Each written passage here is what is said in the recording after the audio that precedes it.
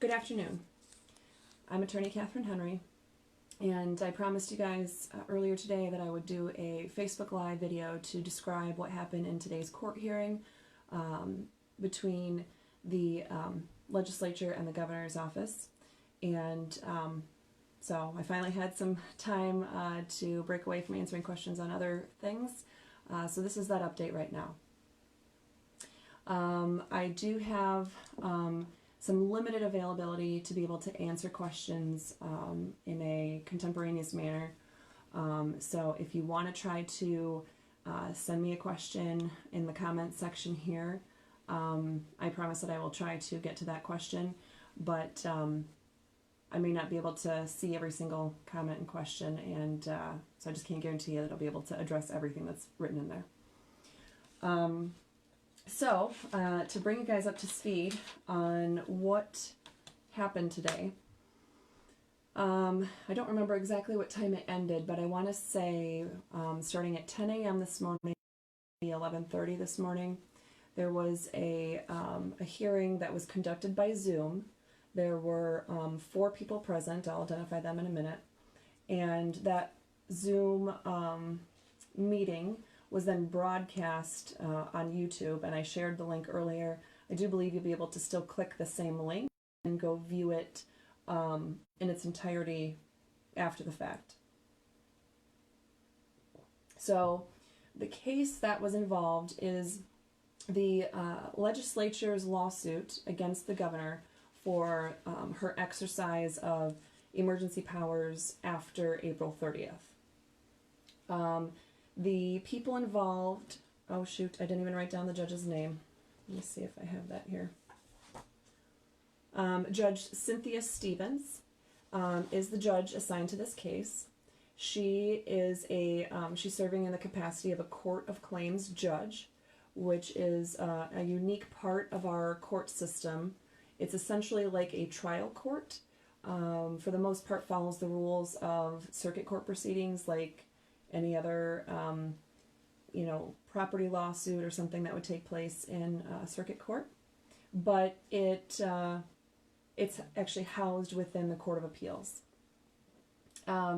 So the people, there's a lot of different attorneys involved in this case, but the 2 attorneys that, well, aside from the judge, the second person present in that Zoom meeting was actually the court recorder, and she's the one that will end up doing the transcripts from the hearing. The last 2 individuals that were present were Michael Williams. He's actually employed through a private firm, but he is listed as counsel, lead counsel for the plaintiffs in this case, so for the legislature in this case. And Christopher Allen, who I believe is actually employed directly with the Attorney General's office, and at least in this capacity has filed pleadings indicating he's filing the pleadings through the Attorney General's office on behalf of the governor in this situation. So today was not necessarily meant to resolve the entire case. Officially there were 4 motions that that were essentially handled today. So the first one, and one that I'll go into a lot of detail on later, is the let's see, I'm trying to sing exactly the way they titled it here. The legislature's motion for immediate declaratory judgment. And that's what I'm going to be spending most of the time in this Facebook Live video talking about and explaining what happened. But it is important to note the other aspects that were ruled on today. So there was also a motion to intervene. That was filed by, I believe, 5 different attorneys who are in practice throughout the state. Some do civil work, some do criminal work. And essentially what they were asking for is to be joined in as essentially an additional plaintiff, that they have claims against the governor for her using these executive orders, these emergency power executive orders, and that because the vast majority of the issues of fact and of law that were filed in the main action, or in other words, the lawsuit filed by the legislature, because those issues of fact and law are largely identical to the ones that these 5 attorneys, these interveners, that their lawsuit, had they filed separately, that those cases would be essentially parallel cases to a large degree. Most of the same, if not all the same fact, and most, if not all of the same law on point. So what they did is they're basically saying, for the purposes of judicial efficiency, why don't we join in as additional plaintiffs in this case? So we can represent our interests, the legislature can represent their interests, and we're addressing the exact same things. The judge decided to not grant that motion today, not saying that there was no validity. I believe she even essentially complimented the intervener attorneys for their work on their brief and the points that they raised, but she believed that with all of the other briefs being filed in this case, that the legal issues were being sufficiently sorted out through those pleadings. So she did not allow them to intervene. One thing I should make perfectly clear is I did not hear every single word for word, that was said throughout the hearing, because while I had it up and running, I was simultaneously trying to answer people's questions on the my earlier Facebook post about the hearing. So I was trying to answer questions while listening to this, and I may have missed a statement or two. I will be going back to view the whole thing a little bit later.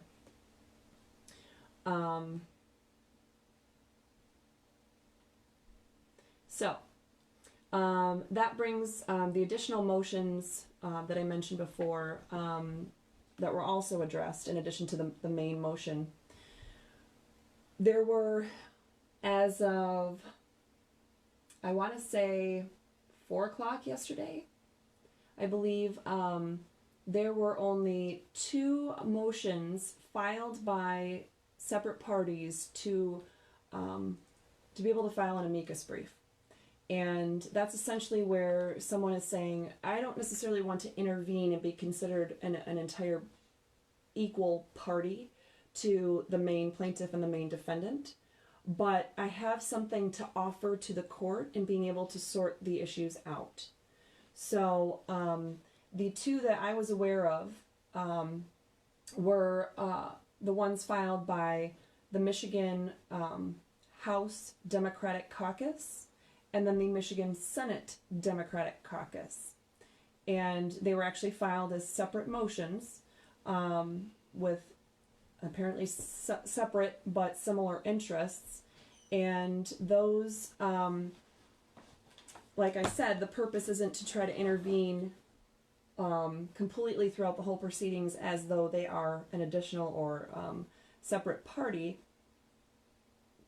But as the counsel for the Senate Democratic Caucus explains, they believed that they had some special institutional knowledge that would be of assistance to the court in reaching the proper resolution in this matter. So that's essentially the purpose of having an amicus brief filed. So I was surprised to hear, though, this morning that the judge said that there had been essentially a bunch of other similar motions filed by other parties or other groups later on in the day, and in fact there had been even more than what she had seen at last time she had checked. So my understanding is that all of the motions that have been received by the court thus far to asking for leave to participate and be able to file an amicus brief, those were all granted, allowing each of those briefs to essentially stay on record and allow the court to sort through the issues in determining how they're going to rule.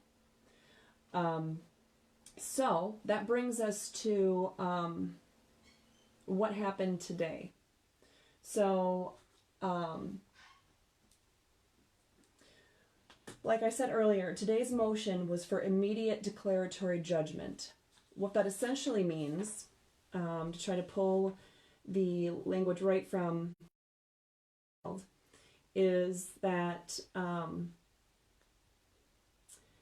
they're asking for immediate relief because the governor has gone so far outside of her bounds of statutory and constitutional authority that the judge, essentially as a matter of law, can just look at the situation and the facts that are undisputed and be able to determine that yes, in fact, she did go beyond those bounds, and it is impacting nearly 10 million lives without the consent or input from the people's representatives, the legislature.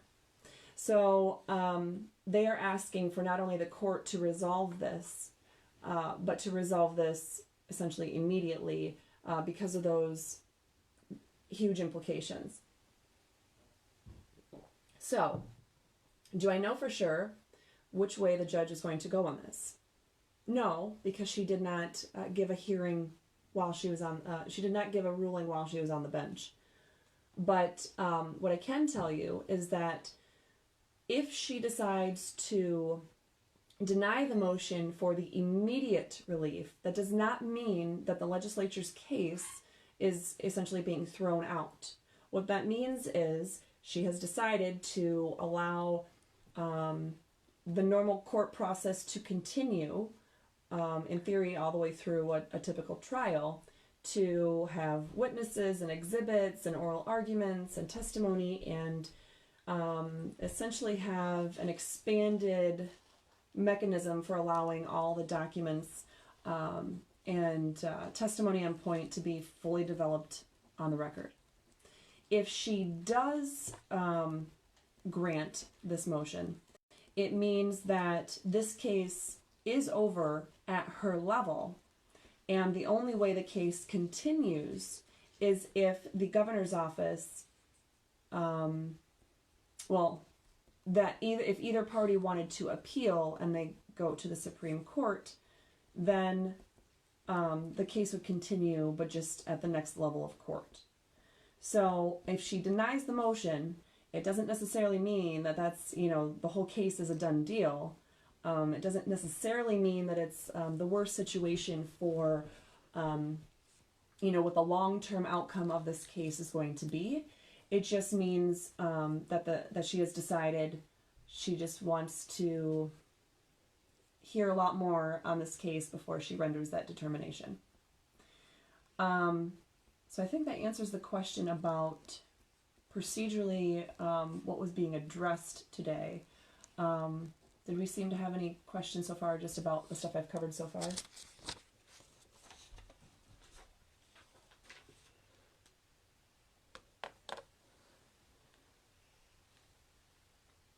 So, what would that look like if the judge in this case decides she's going to grant the legislature's motion and issue the immediate declaratory judgment rendering the exercise of emergency powers after April 30th as null and void? What does that look like? In theory, the most reasonable outcome would be that would essentially require the governor's executive orders to be paused or to not be enforced while the case is pending. Now, if the governor's attorneys decide to file a request either at that level regarding possibly a stay from that same judge, or they go ahead and they file an appeal at the Michigan Supreme Court and then they ask for a stay at that level,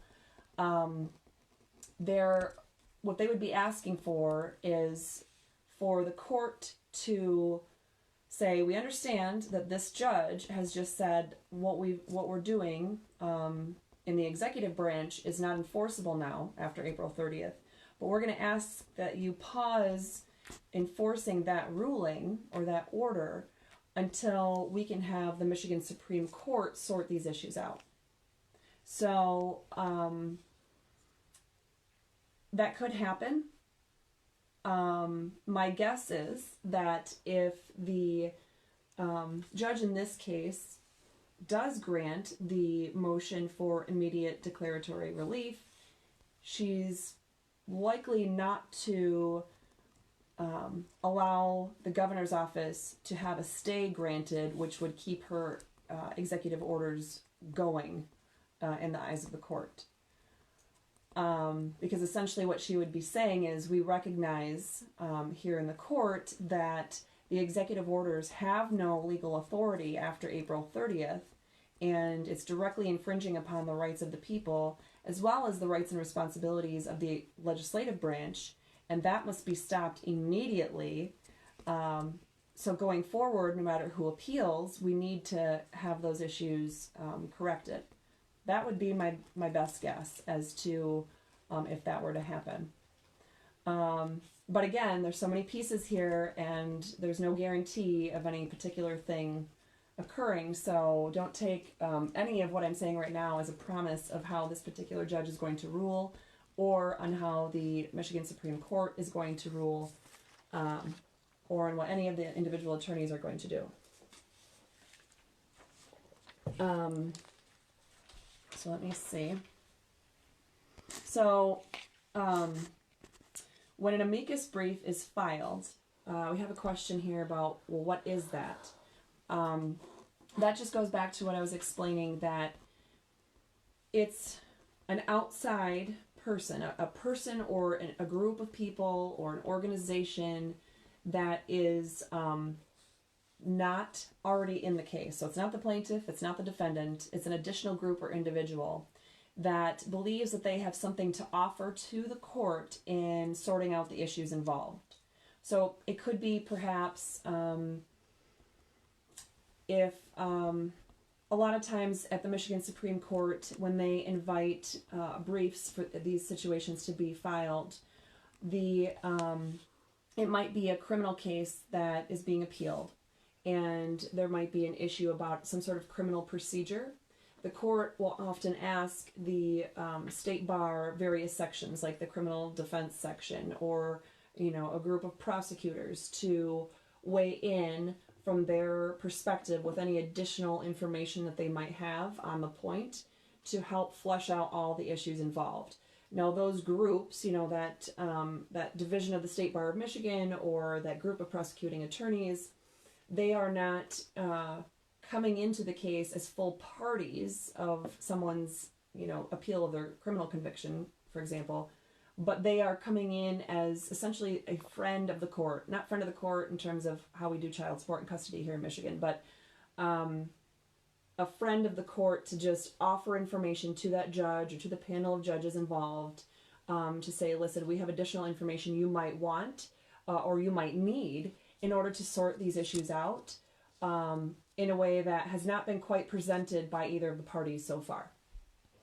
They do have to stay on point to what the main topics raised by the two parties are. They can't just essentially kind of create their own new lawsuit and their own new cause of action to pursue, but they are allowed to bring in new legal analysis or new facts to help the court sort out the issues that are already before them. So when do I think we'll hear from the judge? Yep, I'm going to get to that in just a second. If she agrees and the executive orders are stopped. So if she agrees with the agreements, or excuse me, with the arguments that were made by the legislature's attorney today, then it's not necessarily the case that she's going to immediately issue an order requiring the executive orders to not be enforced. My best guess is that that's what she'll do, but she could act in a variety of different ways. It just depends on what her total findings are with the whole legal analysis picture. But in general, I would think the most likely alternative is if she is going to side with the the arguments made by the legislature that these executive orders are no longer legally enforceable after April 30th, my guess is that she'll issue an order that requires those to be immediately stopped from being enforced by any member of the executive branch, any law enforcement official, any prosecuting attorney, the Attorney General's office itself, etc. Long-term process. I think I'll be getting to that in just a second. Won't necessarily affect the current stay-at-home orders. Okay, so if the judge everything that we're talking about right now absolutely affects the current stay-at-home orders, because every single executive order that she has issued to this point, which I believe, as of sometime yesterday, I want to say that there were 88 executive orders now issued. I know there were at least 84, but I think by the end of the day yesterday, there might have been as many as 88. It's an insane amount. We're talking about all of them. Every single one of those orders that starts Executive Order 2020-, every single one of those that has been issued this year in 2020 is based upon her emergency powers. Those emergency powers are the very thing at issue in this court case. Some of the other, so the governor is being sued, by my last count, in 16 separate lawsuits from various organizations, various individuals in different courts. They all kind of have the same subject matter. They're talking about one aspect or another of these executive orders. However, the legislature's entire lawsuit is premised on the fact that there's entire emergency power ended April 30th. So, and that is the law. I mean, it did. It ended April 30th. And so once that emergency power ended on April 30th, none of her executive orders were legally enforceable, because the order that tells us we have to stay home, the order that tells us we can't really participate in, public meetings like we should be able to under the Open Meetings Act, the order that allows governmental agencies to not comply with the Freedom of Information Act, the order that tells us we need to wear masks in stores, the order that tells us that certain businesses can open but other ones have to be closed, the order that prohibits us from seeing our loved ones in long-term care facilities like nursing homes. All of those orders are based on the emergency power. So when that emergency power ended, all of those executive orders went away. The only way they were in place is based upon this emergency power that the governor had. So when that emergency power is gone, none of those orders are in place at all anymore. And that's already the state of things. We did not need to go to a court to have that part sorted out if everyone, including the legislature and law enforcement and individuals, had simply acted according to the laws and the Constitution provisions on point. We wouldn't have had to wait to go to court to have this sorted out. In fact, that's why I've been encouraging people, if you're a business owner, go ahead and open your business, because the law says you can. Certainly the Constitution says you can.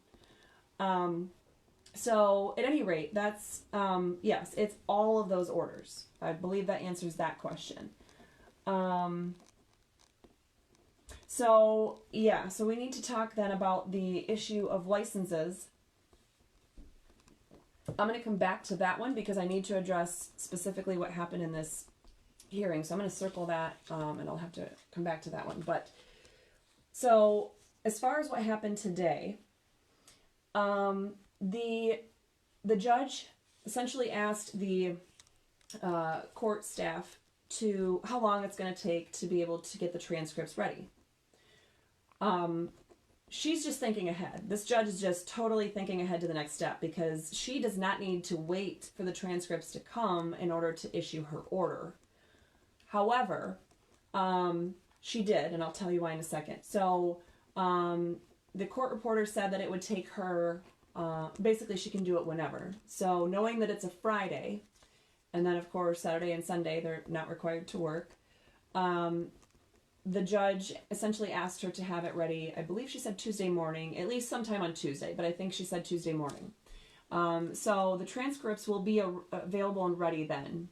Does that mean they're going to be released to the public? That is a whole separate issue, which we should talk about. I'm going to actually make myself a note to get into. No, most likely not. Most likely the public will not have access to those transcripts. But they will be prepared and available. Why the judge wants to do that is she knows as soon as she issues that decision, it doesn't matter who loses, they're going to want to appeal.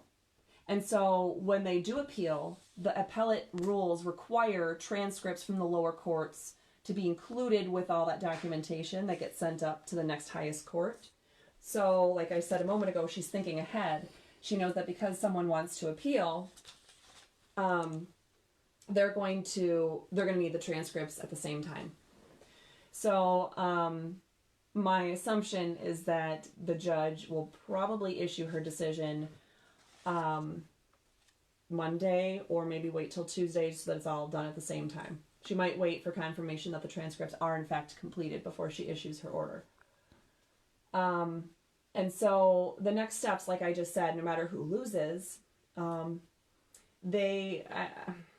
most likely, no matter who loses, that losing party is going to appeal to the Michigan Supreme Court. Certainly, if the legislature happens to lose, my assumptions based on everything I've seen and heard so far is that they would appeal, and they should appeal, and that they would likely prevail on appeal. But let me go into what I actually saw throughout the hearing. Let me see if there's any questions I have to answer first. Okay, so I answered that.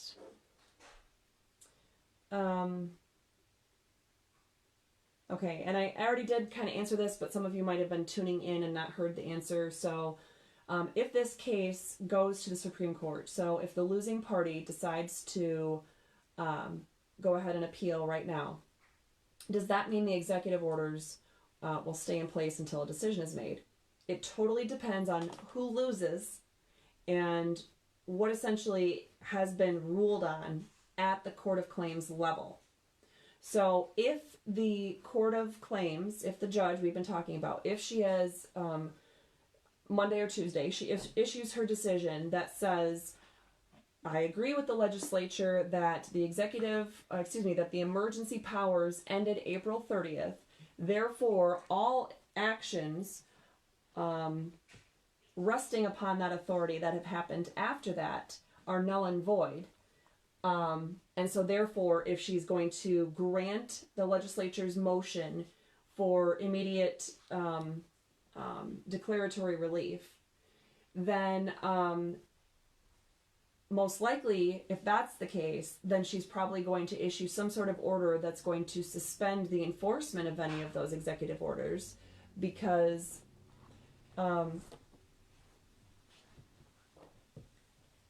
she's already going to find them illegal and unconstitutional. So why would a judge not require the government to stop immediately enforcing any illegal or unconstitutional orders?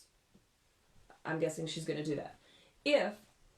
If she finds in favor of the legislature, if she finds in favor of the governor's office and denies the motion for this immediate relief, it does not mean she's necessarily saying that the governor has been allowed to issue these executive orders and to continue exercising this emergency power after April 30th. It depends on what her analysis is and what the wording of her order is. But in general, she may very well still think the governor has done wrong, but she might believe that there's some sort of need to keep the case going in this trial court level to flesh out all the issues. My assumption is that, well, I'm going to jump ahead of myself. I'm not going to go there just yet. Let me see if there's other... okay.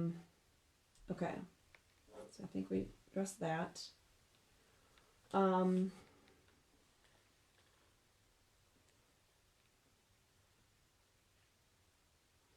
if they forget about protocols.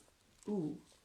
I'm going to have to ask for follow-up. Whoever asked the question, what happens if hospitals, police officers, child protective services workers have forgotten about protocols because of COVID-19?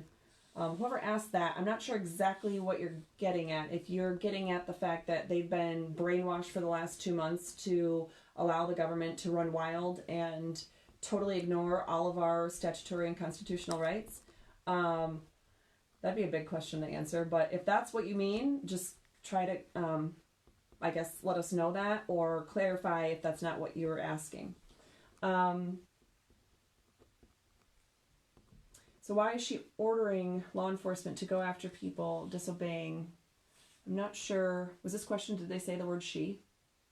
I'm assuming the question is getting to why the governor or the Michigan Attorney General is requiring law enforcement to go after people. The Attorney General, Dana Nessel, did issue guidance to law enforcement, I believe it was May 4th, explaining to them that they have to enforce these executive orders.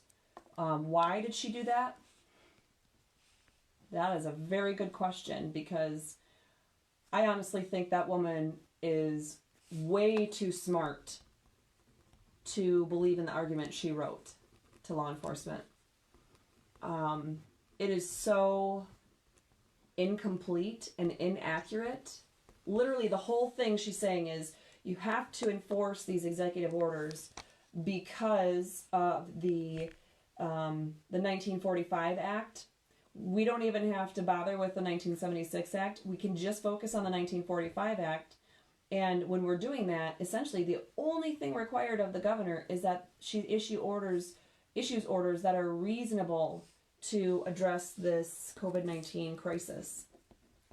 Well, first of all, I would argue and have argued in that 11-page letter from my response that clearly these executive orders are not reasonable, no matter how you look at it. But that's not even what the law says. Yeah, it requires the orders to be reasonable, but that is literally like one tiny little word or one little phrase of the whole statute.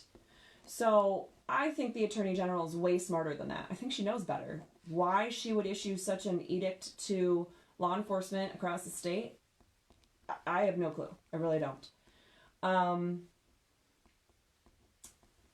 How does she have the right to take Carl's license? We're going to get to licensing in a minute. The short answer to the question of how does she have the right to take Carl the barber's license, she doesn't. They absolutely have zero legal authority to do that. But we'll get into that specifically in just a minute. Okay, so I think I got all those. So let me tell you then what I took from this watching the hearing. I tuned in at maybe, by the time I got my links like working and everything, it was probably 10:02. But they were already, it seemed like they were already in full force, like they were already in full swing of this hearing. They had definitely already identified themselves and whatnot. Like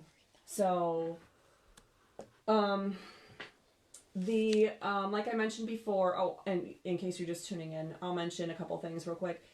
I missed that first 2 minutes. I had it on all the way through. However, I was simultaneously trying to answer questions that people were posting right on Facebook to me about what was going on and what the hearing is about. And so I was kind of multitasking with that. So I definitely may have missed some statements or some comments made by either side or the judge. It's possible.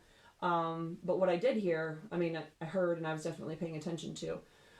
So to briefly recap, it is Judge Cynthia Stevens that is presiding in this matter. She is serving as the Court of Claims judge assigned to this case. It's not a panel of judges. It is one judge. She's essentially serving as a trial court judge. Even though this Court of Claims entity is like sitting in the Court of Appeals, it's still treated more like a circuit court judge.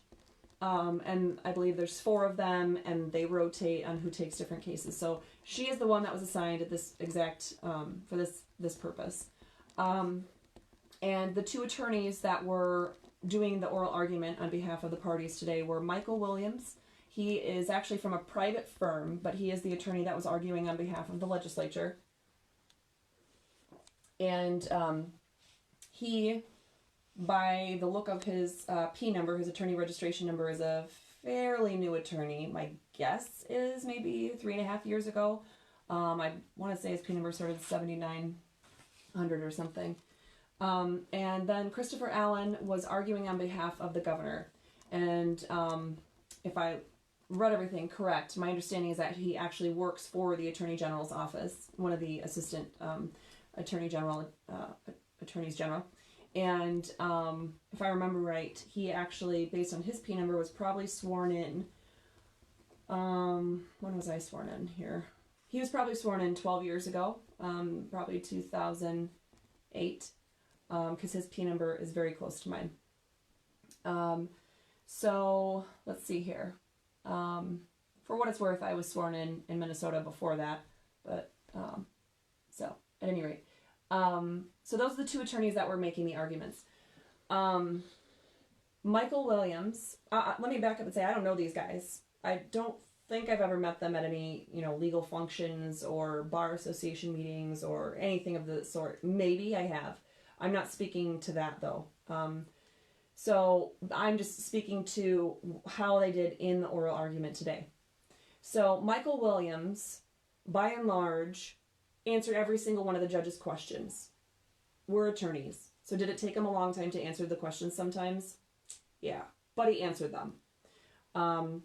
And I do believe he answered them for the most part very succinct, or not succinctly, but very clearly. Very on point. He seemed to know the cases or know the statutes, know the constitutional provisions, more or less on the top of his head. He made just some really great points, and overall he did an amazing job. He's human though, so there are a few things that I believe could have been emphasized a little bit more, but we can go into that in a minute. Christopher Allen, again, I don't know him, seems like a great guy. Quite honestly, he seems very intelligent. However, in his oral argument, he did not really answer the judge's questions, and she repeatedly would end up interrupting him or commenting to say, "That's not what my question is. Could you please answer my question, which is this?" I think he was trying his best, but honestly, I think he's got a really bad argument on his side. It is very clear what the law is here. So he fumbled through quite a few of the explanations, definitely fumbled through answering the pointed questions that were brought to his attention. But they, again, unless I missed something, these two guys remained professional the whole time. They were civil. It's not like anything got personal or ugly between them. They, overall, as professionals, they did a great job. And I'm not trying to insult either one of them, or their legal skills or their intelligence. I think they are both intelligent attorneys and professionals, based on what I saw today. But as far as how I think it played out, I think this judge, I think she's smart too. I'm going to be honest, I don't have any personal experience with this judge. I know that she's made some bigger kind of recent decisions on some cases, but I don't have any personal knowledge with those cases. They just weren't things that I was working on myself. But she seemed to really hone in on what the statute actually says, what the Constitution actually says, and what they don't say. So she seemed to apply common sense. She seemed to see through a lot of the stretch arguments that were made on behalf of the governor. She, honestly, in some of her questions, seemed to kind of clarify and help Attorney Williams in making some of his statements. And at one point, he so astutely made the comment that, well, Your Honor, you just pointed out exactly why you're on the bench and we are not, because you made my argument sound, essentially much more clear and concise than what I was trying to say. But that what you just summarized is exactly what I was trying to say. So the judge, when it came to Attorney Allen's points, I don't know if he was necessarily trying to mislead the court or if he's just doing his best with the worst set of facts and law that he could have on his side. But as he's dancing around things and not quite, addressing a point or answering, she was calling him out on it. And she was, and not in a attacking kind of way, but in a, let's get to the point. This is what I asked. What about this? In fact, at one point, he's going down a particular argument, and she says, quite frankly to him, that's about the worst argument you have so far in this hearing, so you might not want to continue making that argument. So she, my take on it is she knows what the law is. She knows the governor does not have these powers. She knows that if the executive branch, which is what the governor's in, if the executive branch is allowed to exercise this emergency power in such a way to issue executive orders that have the full force and effect of law, and that she's doing so in a way that is erasing statutes already on the books, that's a problem. That's a problem with the separation of powers. That's a problem in a variety of aspects. Now, I want to be clear that the emergency powers, some of our statutes on the books put restrictions on the people. Some of our statutes on the books, though, put, restrictions upon governmental agencies or entities. So, for example, in one of the executive orders that the governor has issued, I don't remember which profession it was. I want to say there's one involved for the medical professionals. So we have in place a ton of regulations and laws on the ability of medical professionals to treat patients. And one of her executive orders specifically said that it was essentially releasing or loosening some of those restrictions to enable more medical professionals to come in and be able to treat patients. So, for example, I believe that, say, a nurse, nurse practitioner, an RN, I'm not sure, if it applies to both or whatnot, but a nurse, say, coming from Wisconsin, who, Wisconsin doesn't have the level of COVID-19 cases that we do, that nurse could essentially come over to our state and continue in her same medical profession, but without jumping through all the normal hoops of transferring that license. So in a sense, it's taking away the restrictions upon the people. That kind of thing, I believe, is the main point of, and it actually talks about it in the language of the the Emergency Management Act of 1976. One of the statutes specifically talks about loosening restrictions and things. So I believe that's one of the main points as to why the governor would be allowed to have this emergency power. The emergency power isn't so much meant to put more restrictions upon the people, but instead it's meant to be able to allow the governor to gather all kinds of resources and, in attempting to do so, loosen the restrictions upon the people. So, saying people are not going to be charged with driving on a suspended license during the time that she has closed the Secretary of State's office, right? So those kinds of things are the very thing that is, I believe, permissible, essentially reducing the amount of government restrictions. So in the sense that these executive orders are being used to place far too many restrictions upon the people, additional restrictions that have not gone through the proper legislative process, and that certainly at least many of them, violate constitutional provisions from both our state and United States constitutions, that's where I think this judge is. She seemed to catch on. She seemed to understand exactly what the legislator's attorney was trying to argue there. In fact, at one point she asked questions about, well, if we take your argument, meaning Attorney Allen, who is working for the AG's office and representing the governor, if we take your argument, Attorney Allen, then wouldn't that mean that the governor could essentially continue through her whole term of office under one big, exercise of emergency power, one state of emergency, if you think that she can continue to extend it in perpetuity? I would argue, based on what she's done with election law, that she would attempt, if that were the case, she would then also attempt to postpone the elections themselves, allowing her own term of office to extend beyond the years she's otherwise allowed to serve. So, at any rate, I think it goes to the very insanity of some of these arguments and why it doesn't work to say the governor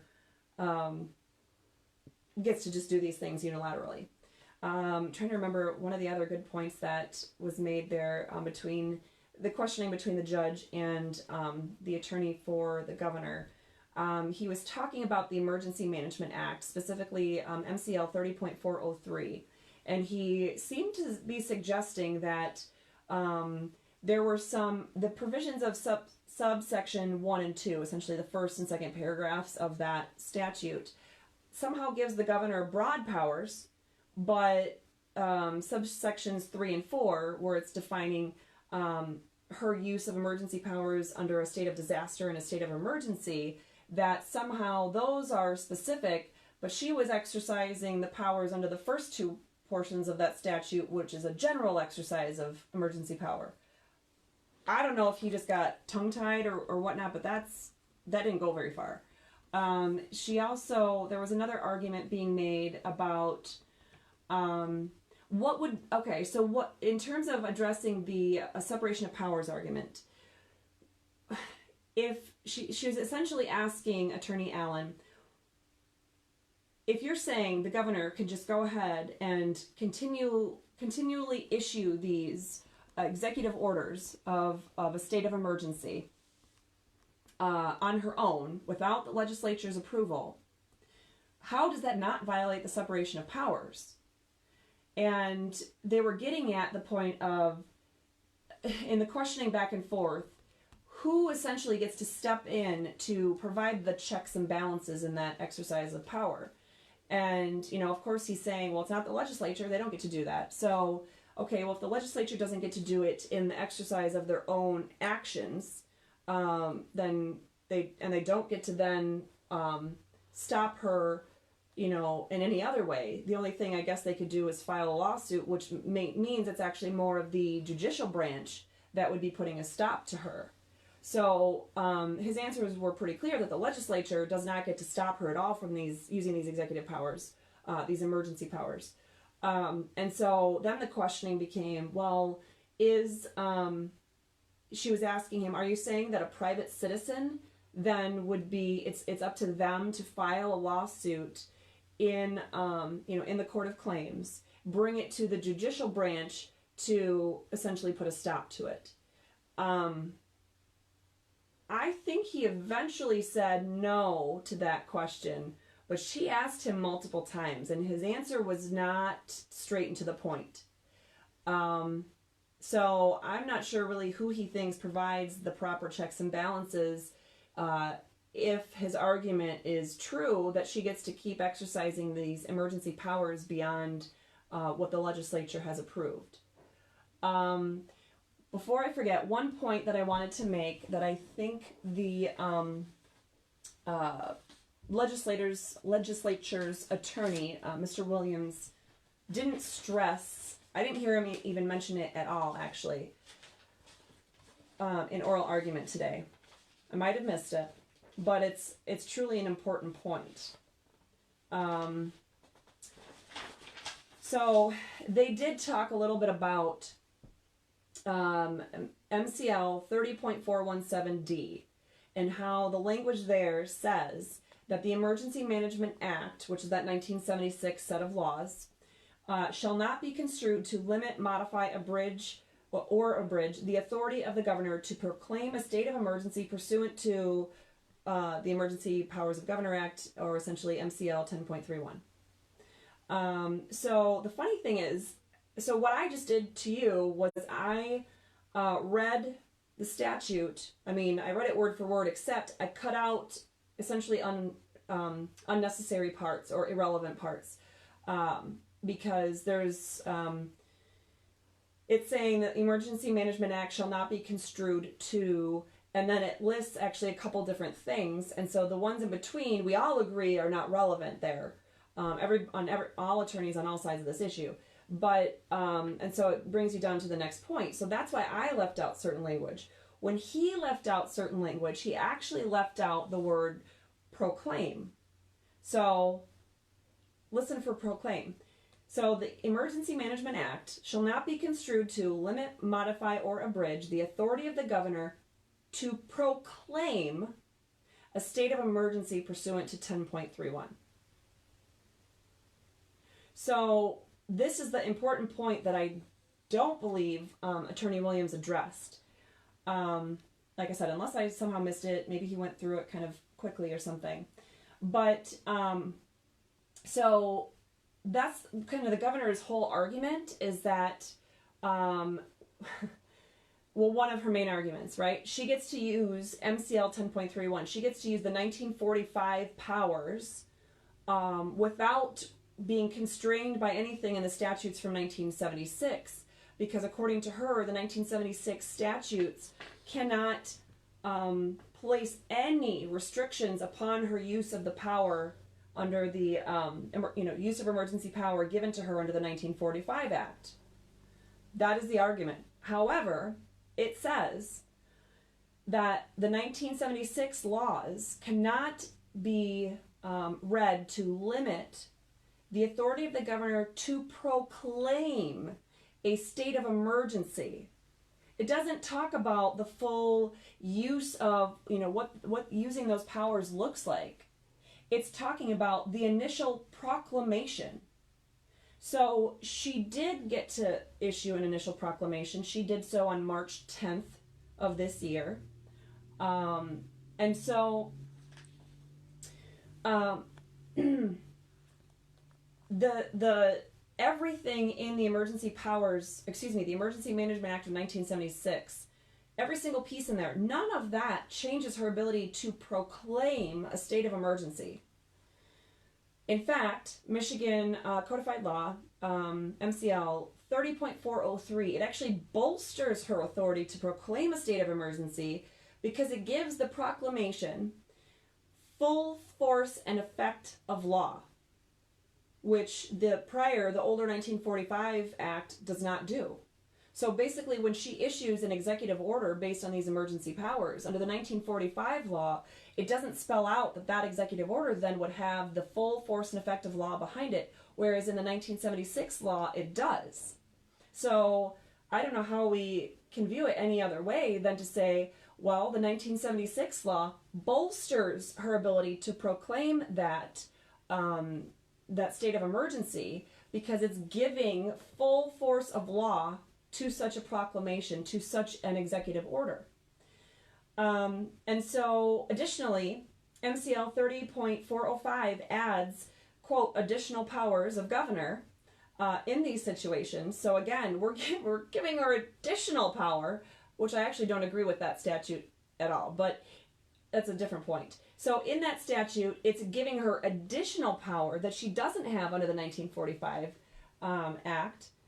And then in MCL 30.402, subdivisions E and H, we are adding additional circumstances which may qualify for the exercise of these emergency powers, because the 1945 law has a very specific list of situations that it's referring to. The 1976 law in the provision I just mentioned, has a whole definition section. And in the definition for disaster, I mean, it spells out quite a bit more. And then you have the additional provision in subsection H of that statute that gives the kind of like a catch-all definition or description of what state of emergency would be. So, if anything, the 1976 Act totally expands upon her ability to proclaim a state of emergency or state of a disaster. It doesn't do anything to stop her from proclaiming one. So what it does is it says the duration of that must be essentially stopped at 28 days unless the legislature agrees that she needs to exercise those particular police powers in order to get this emergency under control.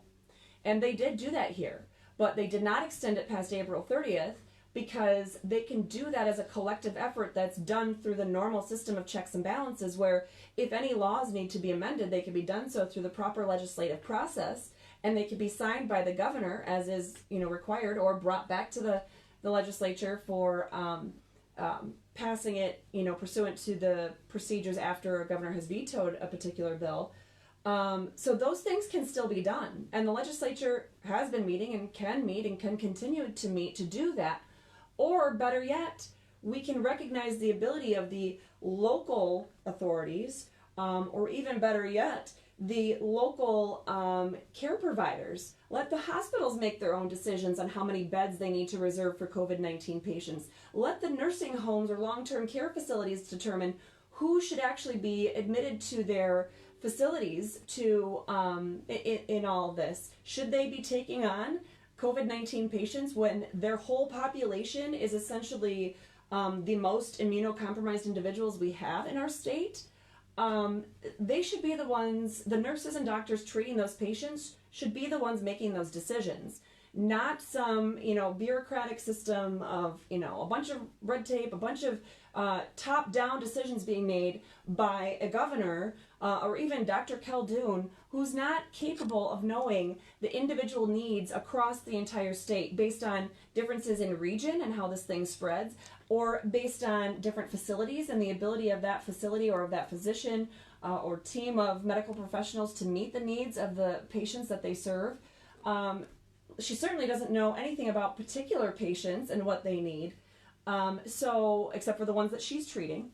So essentially that's, we don't need these emergency powers to be, these police powers to be used in such a way, because if a law needs to be changed to address this, that's what the legislature is there for.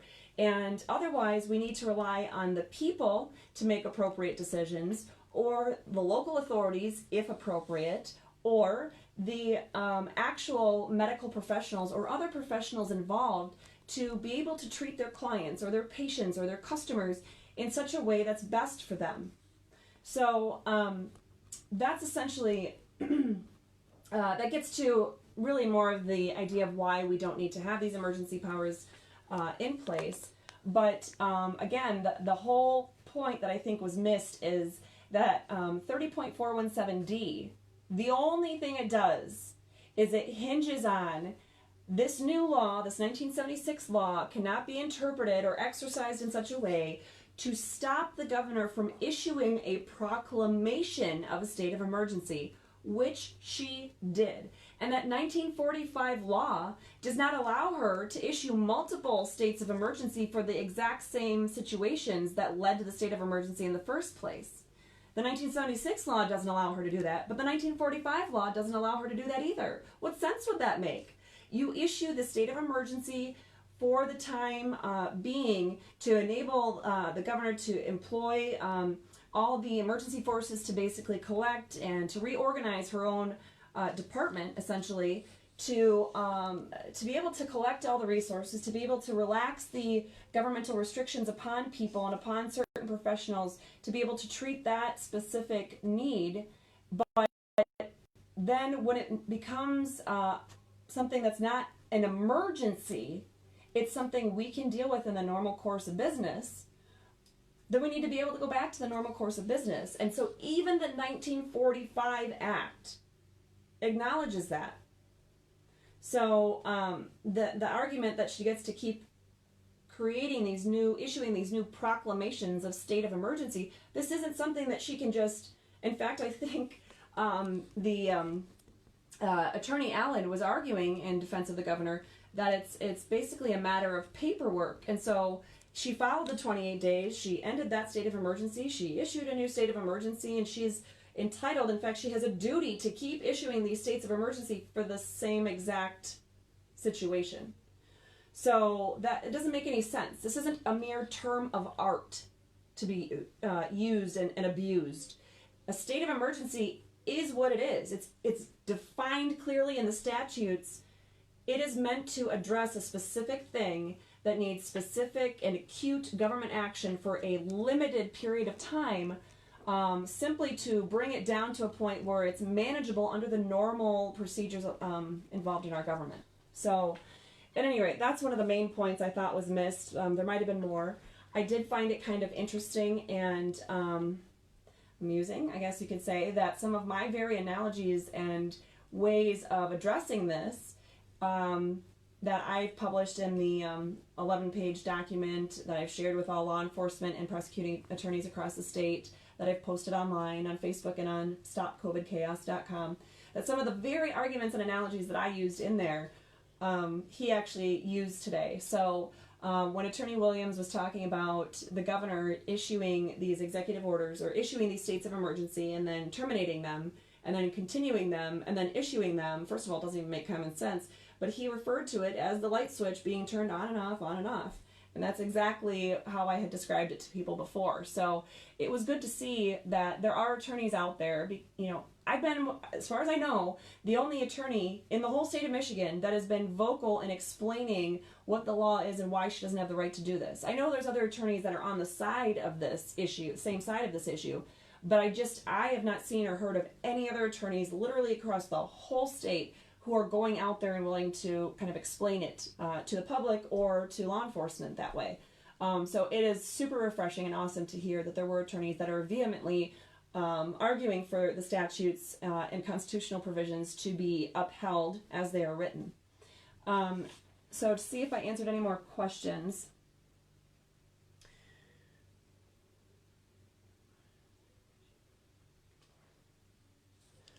The girl that also asked for follow-ups.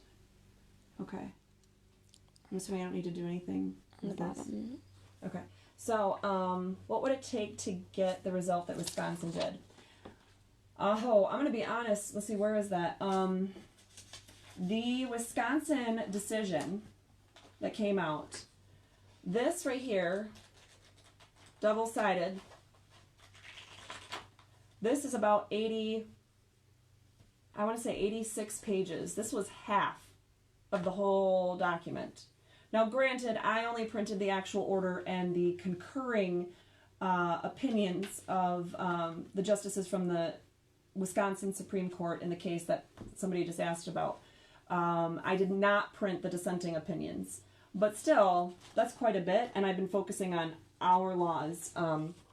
My understanding, though, without having read this myself, my understanding from other people who have looked at it is that it's procedurally a different situation than what we have here.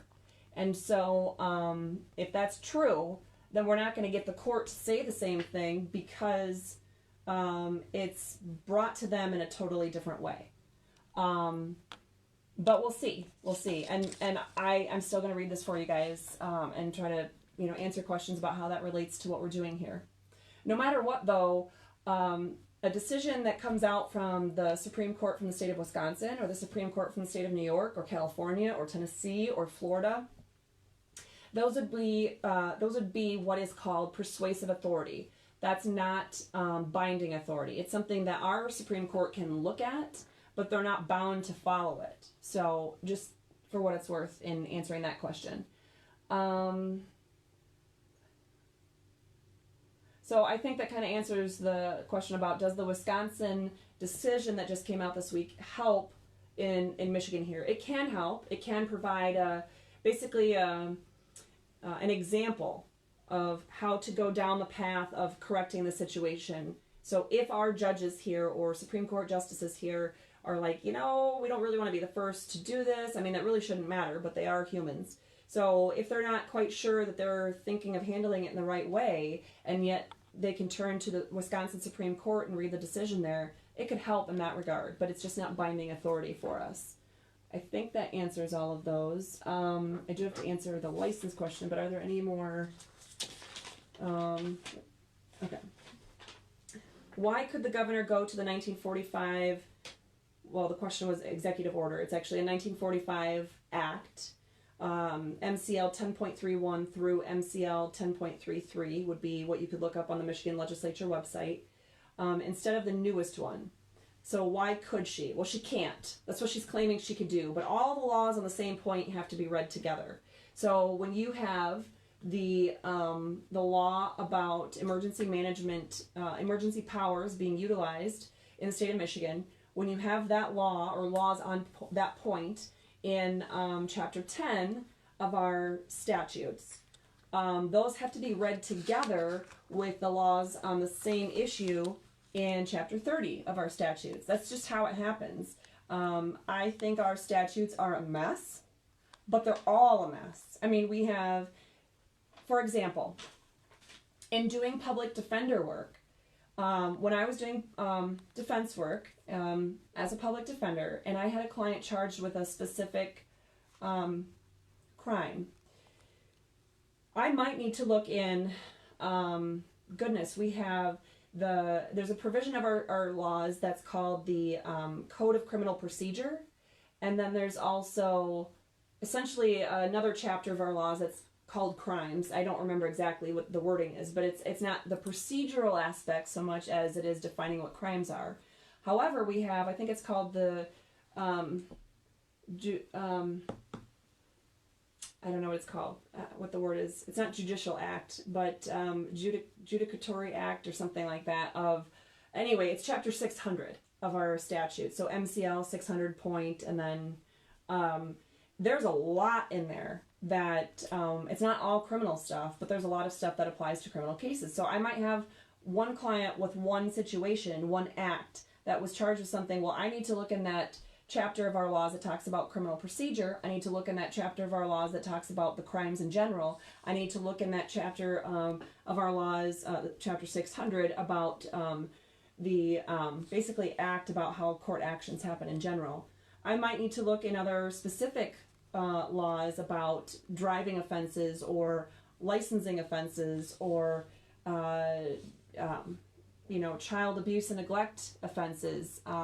There's just a variety of things that might be outside of the scope of one of those three provisions on top of those three provisions. We also then have the complicated situation of, well, then we have court rules.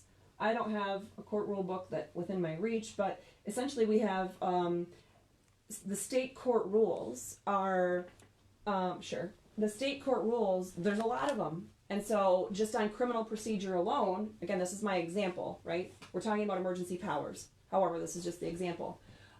So criminal procedure here in our Michigan court rules, this is an old version, it's 2015, but it works for our purposes here, is chapter 6. So we have all these rules that come into play. And so these are not the statutes. You would cite these as MCR. So Michigan court rules. Whereas the laws are cited as MCL, Michigan Codified Law. So you have those that come into play. And then depending on other things and what we're talking about, you might have some laws or some procedural rules you need to follow from district court procedures, which is chapter 4, or general provisions, chapter 1, special actions and proceedings, chapter 3. So one incident, one action, one client could be charged with something that involves laws from all those different pieces. It might involve court rules, in all those different chapters. The whole point is, if it's illegal under one law, then it's illegal, even if you're looking at the other law. So it's here, the 1945 Act and the 1976 Act are not opposing each other. They don't say opposite things. One merely gives additional powers and additional specifications to the use of emergency powers by the governor, whereas the other is basically the first time that we've said, hey, we're going to go ahead and give you such a power, and here's our general idea about you using it. But the 1976 statute was like, they were like, hey, we need to give more specifics. We need to tell you, as the governor, what that looks like, how that plays into the legislature doing their job. How does that play into us as citizens having constitutional rights?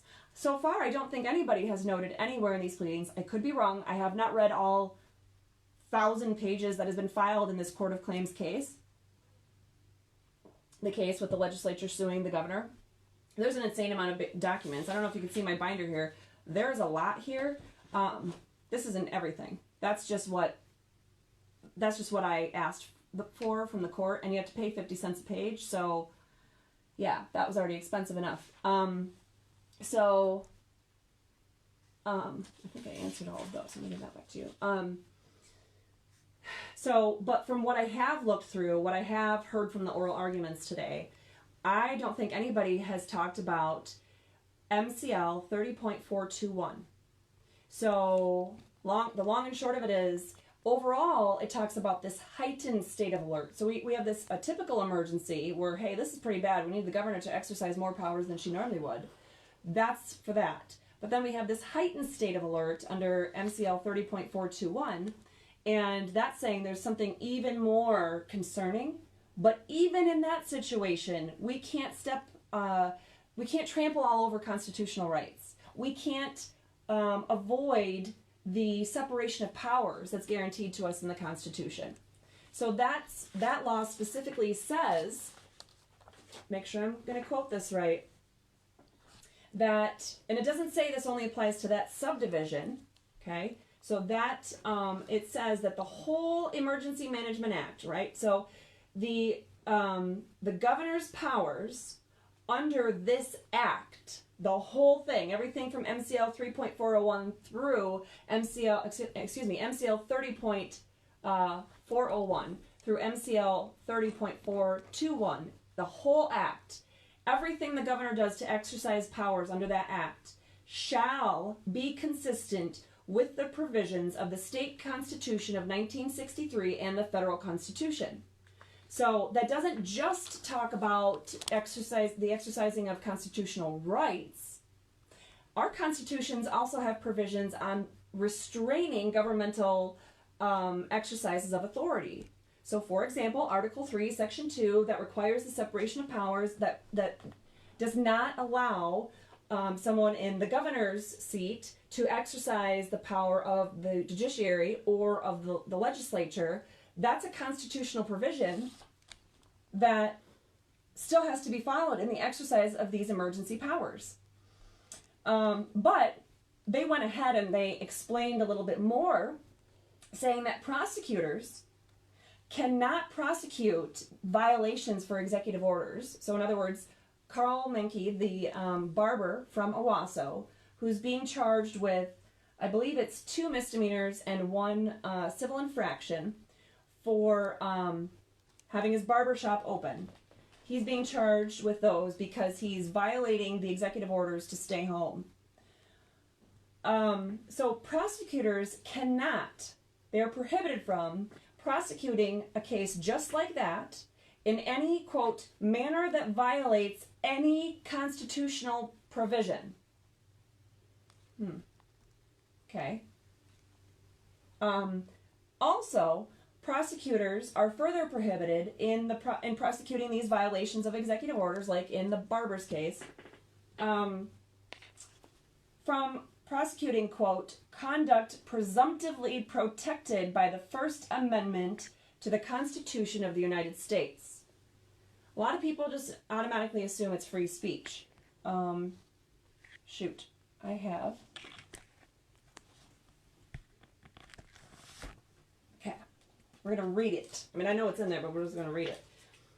So, the First Amendment to the Constitution of the United States says that Congress shall make no law respecting an establishment of religion or prohibiting the free exercise of someone's religion, free exercise of religion, There can be no law to abridge the freedom of speech. There can be no law to abridge freedom of the press. There can be no law to prohibit the right of the people to peaceably assemble. There can be no law to prohibit the right of the people to petition the government for a redress of grievances. I think that's 4. Either that or I stopped counting right. I think that's actually 5 that I said. So that'd be 5. So all of those in there, the whole First Amendment, not just free speech. So what this is saying is that prosecutors cannot even prosecute a case. They can't even bring it to court for conduct that is presumptively protected by the First Amendment. So what does presumptive mean? Well, presumption, that means instead of a case being brought to court and the defendant is the one that has to argue the affirmative defense, they have to raise the defense on their own. It's their burden of proof, essentially, for a particular defense to be asserted. Here, this is saying there's a presumption. So when there's a presumption that conduct could fall within the First Amendment, then if it looks like it falls within the First Amendment, then it'd be the prosecutor's burden to show how it does not fall under the First Amendment. And if they could meet that burden, then they could potentially pursue prosecution for violating these executive orders, but only if the manner in which they're prosecuting does not violate any constitutional provision. Man, that is a huge hurdle. That is a huge hurdle. I hope some of you prosecuting attorneys that have been giving me grief over this letter really stop to think about that. So essentially what that means, so we have to consider that the main point of all these executive orders, according to the Attorney General herself, Dana Nessel, the main point of these executive orders is, quote, to keep people away from each other, end quote. That's the whole point of all of these executive orders, because they believe social distancing is required in these situations, and the 6 feet rule is not enough, and all the other medicine and data on point is not enough, and whatever else. That's a whole different story. Point is, the whole point is that to keep people away from each other. Okay, well, how are you going to meet that burden of proof as a prosecutor? Because how would you be able to ensure that someone is not exercising their right to peaceably assemble, to exercise their free speech, to exercise their religious, their religious beliefs, to get word out to the people about what's going on? So essentially, freedom of the press, to utilize any of those other rights guaranteed under the First Amendment, to petition a government for redress of grievances. So in other words, by effectively amending the Open Meetings Act and effectively amending the FOIA statutes, the Freedom of Information Act, she is curtailing the ability of people to petition their government for a redress of grievances. At any rate, there's so many constitutional violations here, it's not even funny. But those are some important points that kind of go into answering this. I'm doing a terrible job here. Is the governor criminally liable for any of her orders? Ooh, good point. So all I'm going to say is there's a whole bunch of things that could be on point for this. So 42 USC section 1983. I also believe, is it 18 USC section 241 and 242 would be on point. There's got to be more. Okay, there's got to be more. But I didn't even talk about those in here. But in this letter that I wrote to prosecuting attorneys, and sending it also to city attorneys, local law enforcement agencies, sheriff's departments, etc., I basically remind these individuals that every single attorney in the state of Michigan, every single public official, from a school board member or a downtown development authority board member, or the governor or the attorney general or anybody in between, all those public officials and all law enforcement, we take an oath of office. And that oath requires us to specifically uphold the Constitution of the United States and of the state of Michigan. So, okay, so you're violating your oath if you're not upholding the U.S. or Michigan constitutions. You're also then going outside of the scope of your governmental authority. Well, that's the whole point of this lawsuit, right? The governor has gone outside of the scope of the authority that she's allowed to exercise. So, as far as being criminally liable, any public officer attempting to enforce these clearly unlawful, they're illegal and they're unconstitutional executive orders, I would argue they're guilty of malicious prosecution, which is something that in Michigan law, it's found as a common law action, but it's also found in our statutes. The statute on point would be MCL 600.2907. So there's that chapter 600 I mentioned earlier. Anyway, the malicious prosecution aspect can provide for civil or criminal, or civil and criminal liability. So I would argue the answer is yes to that question. Also, abuse of process would be found here, depending on the particular person, but I would argue certainly in the governor's case, because enforcement of these clearly unlawful executive orders and unconstitutional executive orders is not legitimate, it's not regular, it's not legal. So abuse of process, which is more of a common law claim, that would also be available too. So I think that answers that question. Someone asked, how was she able to enact another executive order when she herself terminated the original one and then there was no new virus or mutation or whatnot? Exactly. So as I pointed out somewhere else, essentially what she did, under Executive Order 2020-4, that's where she initially claimed the state of emergency. Executive Order 2020-33, she said, well, we still have a state of emergency, but now I'm going to call it a state of disaster too, which is not what the law allows, but it really didn't change anything.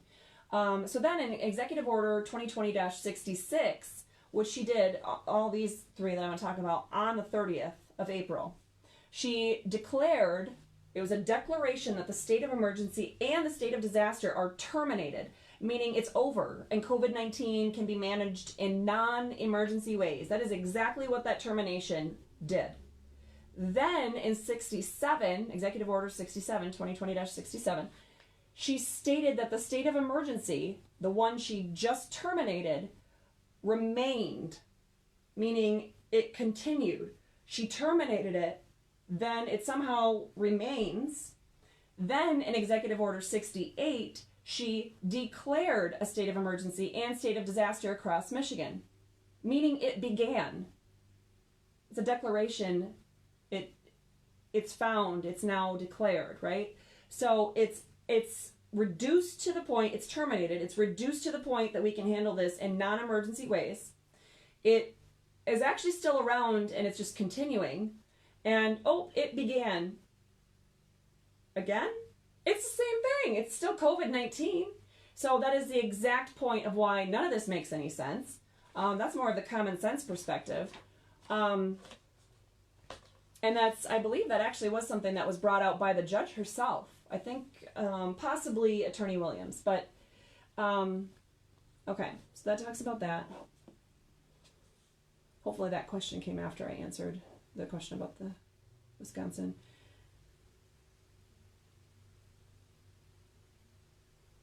Okay, so, yeah. Yeah, there's a lot that Attorney Allen said that was not accurate. I don't mean offense to him, but it's just the case. When he says that the two laws are not married, they're not even complementary to each other. She could cherry pick. There is no law on point that allows her to cherry pick. At any rate.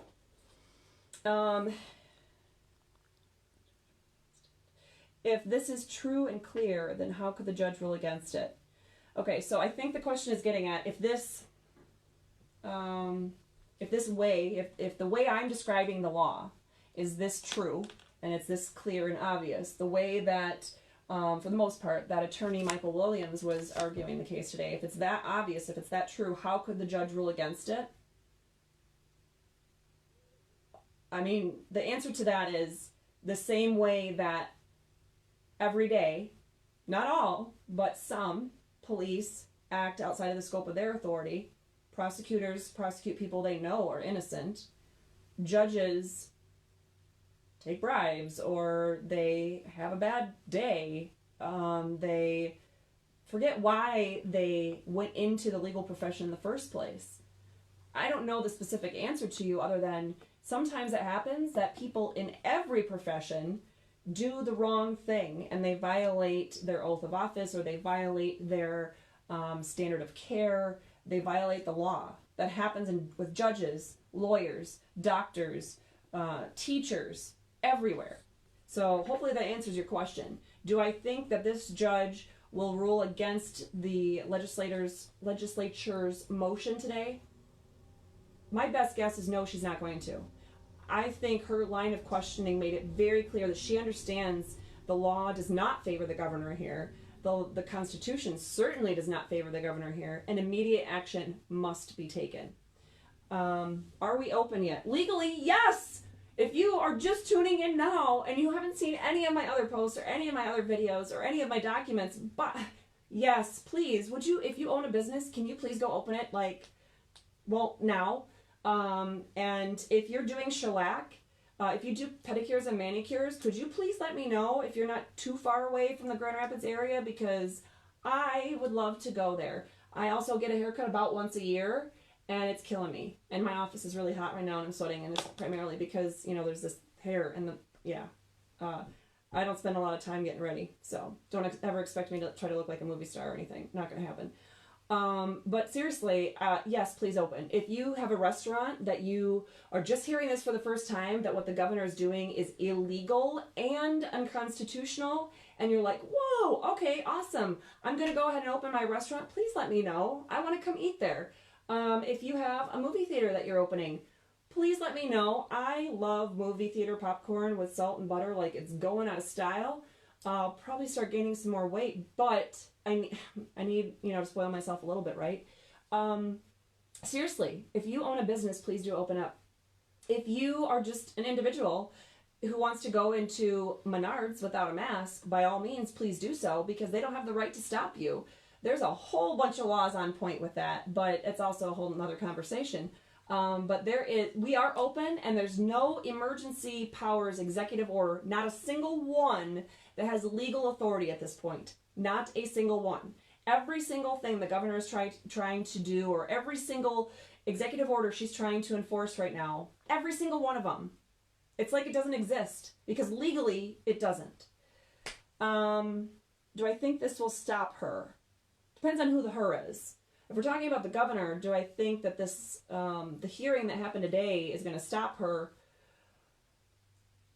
I don't know. Probably not, to be honest with you. I think people just need to go about living their lives and following the law and the Constitution as it's written, because clearly our governor and our attorney general don't want to follow the law or the Constitution as they are written. And so just because a court tells them, hey, stop, you're doing the wrong thing, does that really mean that they're going to stop doing the wrong thing? They might stop doing that wrong thing, but I don't trust that they are going to, not start doing a different wrong thing. Like I mentioned before, I believe Attorney General Dana Nessel I believe she's very intelligent. I think she knows what she's doing. So that's kind of the scary part. I think she knows that she doesn't have the legal authority to do what she's doing, and yet she's doing it. So no, I don't think this will stop them. I think it's going to take people doing the right thing, judges doing the right thing, business owners doing the right thing, police and prosecutors doing the right thing. We all just need to be doing the right thing. Don't sit around, no matter who you are or what your position is. Don't sit around and wait for other people to do the right thing. Just start doing the right thing on your own. I guess I'm the best example of that, because if I'm the only attorney that's been out in public putting my reputation on the line by standing on the steps of the Capitol twice now, explaining these legal provisions, that's totally outside of my comfort zone. And yet it's what needs to be done, right? My own family, not all, a big chunk, they they're not buying it. I'm going to try to figure out a nice way to say this. They do not look at the laws and the Constitution and think that's the law of the land, that's what we're going to follow, and that's it. They tend to think that I'm just being too political and too crazy, I guess, because I want to go against the grain. I'm going to go against the grain every single time if it's the right thing to do. I'm not here to make friends. I'm here to do the right thing. That's just how I live my life. Don't get me wrong, I love friends. But a friend is not a friend if they want you to do the wrong thing. And certainly if they're going to abandon you for standing up for principles. But at any rate, okay, hopefully that answers all of those. How can she turn off the Freedom of Information Act? The short answer, she cannot turn off the Freedom of Information Act. She cannot turn off the Open Meetings Act. And yet, twice now, because she's rescinded the original orders and then reissued the same ones, or maybe 3 times. I mean, she's done so many, I can't even keep track. But yeah, she's essentially tried to erase the Freedom of Information Act and the Open Meetings Act and has zero legal authority to do so, which is why there's already lawsuits pending about those exact provisions. Will she have any consequences for doing things she's not allowed to do? I sure hope so. I would think any attorney who steps that far outside of the bounds of what they're allowed to do under the law, any attorney, whether they're acting in their capacity as a governor, as an attorney general, as a prosecutor, but certainly someone who's like, say, the attorney general or the governor, if they're going to act that far outside of the scope of the law and of the Constitution and negatively impact the nearly 10 million people that live in the state of Michigan, curtailing the freedoms and rights of 10 million people, I would certainly hope that that might impact their ability to practice law here in the state of Michigan, that would mean they're going to be facing significant civil consequences as well as criminal. But can I guarantee that? No, I can't even guarantee we're going to be here tomorrow. I mean, Jesus might come this afternoon and we get to go home. Can I explain the difference between an applied challenge and a facial challenge? This was at the end of the hearing. Yeah, he actually, Michael Williams, the attorney for the legislature, actually referred to this at various times throughout the whole hearing, but there was a lot of dialogue back and forth, I think, towards the latter part of the hearing. So an as-applied challenge and a facial challenge. The difference is that, let's say the Emergency Powers Act, the Emergency Powers of Governor Act of 1945, if that is by itself, if it's unconstitutional on its face, that means no matter how a governor tries to exercise those powers, it's not constitutional. It's going to violate our rights. But if it's as applied, it means that the powers themselves a governor can certainly follow the language of the law and exercise those powers, but do so in a way that does not trample on our constitutional rights. So that would be what's happening here. He's saying, Attorney Michael Williams argued that the Emergency Powers of Governor Act, the 1945 Act, and the Emergency Management Act of 1976, that the provisions in general of both acts they're constitutional on their face. They're just, he's challenging as applied. So he's challenging how the governor has used these powers under the statute, not how the law actually allows her to use them. Hopefully that answers that question. What are the chances the governor wins the case? I'm going to defer to the big discussion I really gave on that earlier and all the reasons why I think the judge is going to rule the way that I think she's going to rule. So I did answer that. I just don't want to waste your time keeping you any longer. Why, if she asked the legislature to extend it once, realizing the need for their input, would she now try to do this on her own and without permission from the legislature? Yep, that's a good point. Why would she do that? Indeed, she asked them for an extension, and they gave her an extension. And then this second time, I actually don't think she even asked for an extension. I think she very clearly said she doesn't care what they do. She's just going to issue, a state of emergency to extend beyond April 30th, no matter what. So I think the second time around, she didn't even ask them for the extension. And she did that because, I don't know. She doesn't want to follow the law. What reason would she have for that? It's not a good reason. I mean, that's, I guess, the short answer. But it's a very good point that you're making. It doesn't make logical sense that she would recognize the need for the legislature to approve an extension the first time and then not the second time. Going to the Supreme Court. I'm not going to go into a ton of detail because I did answer that already, and I don't want to waste your time going over things too many times. But my guess is that this will go to the Michigan Supreme Court by the end of next week. Something will be filed in the Michigan Supreme Court because no matter who loses, they're most likely going to want to appeal and bring it to the Michigan Supreme Court. Is anyone filing a complaint with the Attorney Grievance Commission against Attorney General Nessel for her behavior in this shutdown? I don't know if any attorney has yet to file something like that. It actually doesn't take an attorney. Let me see. Yeah, no.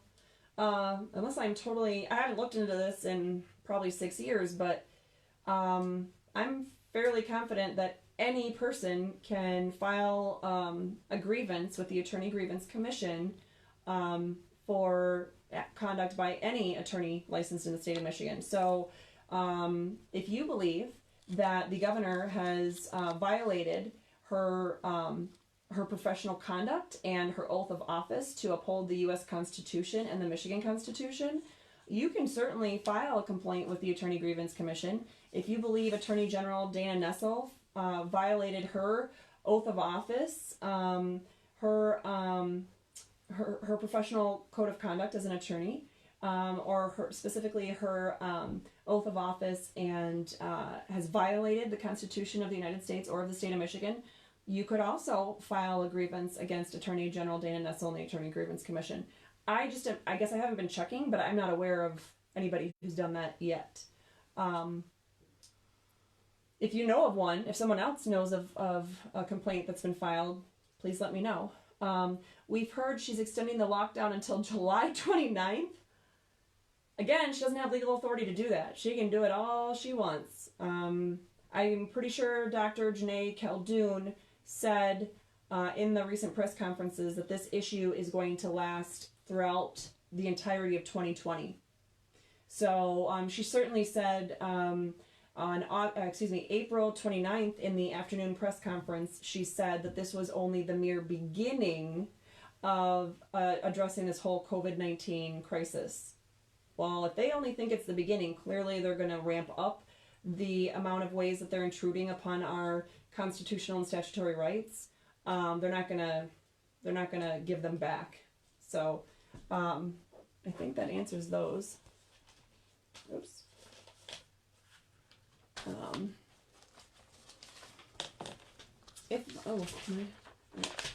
If I open my restaurant, will you represent me if the health department tries to shut me down? Where do we get a list of open businesses? Okay, so, and I think this other one is about licensing. Why are citizens supposed to wait for a judgment to revoke licenses or hand out tickets? Okay, so first of all, if you have a restaurant and you open and the health department in coordination with the Michigan Attorney General's office seeks to revoke your licenses, that would be totally illegal and unconstitutional on behalf of those governmental agencies. Now, are they doing it? Clearly, they're trying to do it to the barber in Owasso. It's not lawful. Unfortunately, at this point, I can't guarantee you, without even knowing who you are, I can't guarantee you that I would personally represent you merely because if this fight is not over, and they're still allowed to do this to you, that means they're not allowed to do it.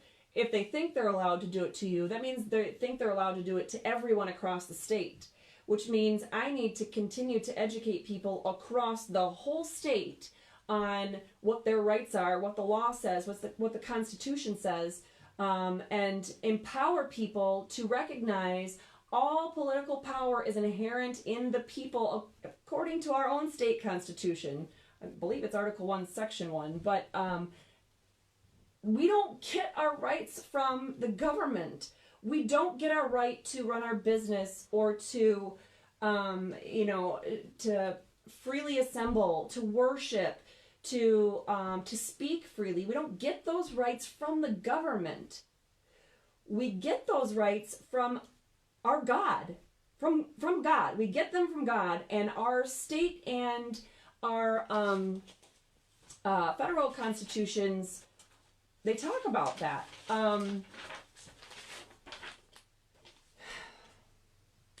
In the preamble to the United States Constitution, it says, quote, "We the people secured the blessings of liberty to ourselves and to our posterity," end quote, by establishing the Constitution.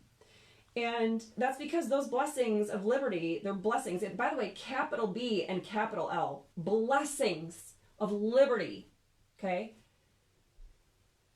They're not given to us by the government. They're given to us by God. And that's what we had in mind here in Michigan. In our own Michigan Constitution, in our preamble, it says, quote, "We the people of the state of Michigan, grateful to Almighty God for the blessings of freedom and earnestly desiring to secure those blessings undiminished to ourselves and our posterity," end quote, established our state constitution of 1963. Don't sit around and wait for the government to say you have the permission to exercise these very freedoms. They didn't give them to you, and they cannot take them away.